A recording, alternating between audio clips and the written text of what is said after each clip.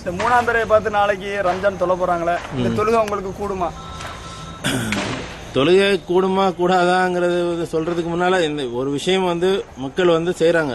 எப்படி செஞ்சாங்கன்னா அவங்க இன்னைக்கு பார்த்து மூணாம் பிறையை பார்த்து முதல் பிறையை நினைச்சு அவங்க முதல் பிறையை நினைச்சு நாளைக்கு பிறநாள் கொண்டாட போறாங்கிறது அவங்க வந்து இவங்க சிந்திச்சு செஞ்ச விஷயம் இல்லை.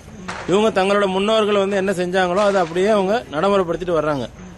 இதுல வந்து அவங்க சிந்திச்சு இந்த விஷயத்த வந்து செஞ்சாங்கன்னா சரியான முறையில வந்துடும். ஆனா இப்ப தப்பா செய்யறதுனால அவங்களுக்கு வந்து நம்ம அவங்களை குற்றப்படுத்தல. அவங்க வந்து ஒரு நம்ம இவங்க தப்பு செஞ்சுட்டாங்க, இவங்களை கேவலப்படுத்தணும், இவங்க நரகத்துக்கு போகணும் நம்ம ஆசைப்படல. அப்பதான் நம்ம நீங்க செஞ்ச தப்பு நரகத்துக்கு போவீங்க அப்படி. ஆனா இவங்க நீங்க சிந்திச்சு பாருங்க, நாங்க சொல்றது சரியா இருக்குதா, நீங்க செய்யறது சரியா இருக்கான்னு பார்த்து எது சரியா இருக்கோ அதுக்கு வாங்கன்னு சொல்லி நம்ம அவங்களுக்கு அழைப்பு விடுறதா நமக்கு நல்லது.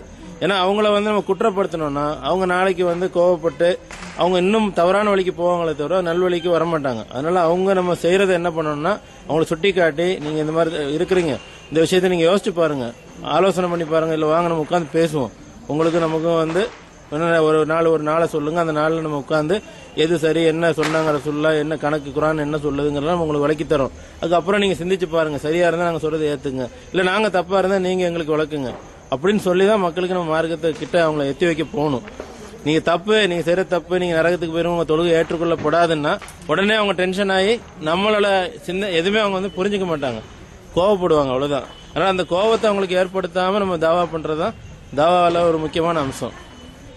அஸ்ஸலாமு அலைக்கும்.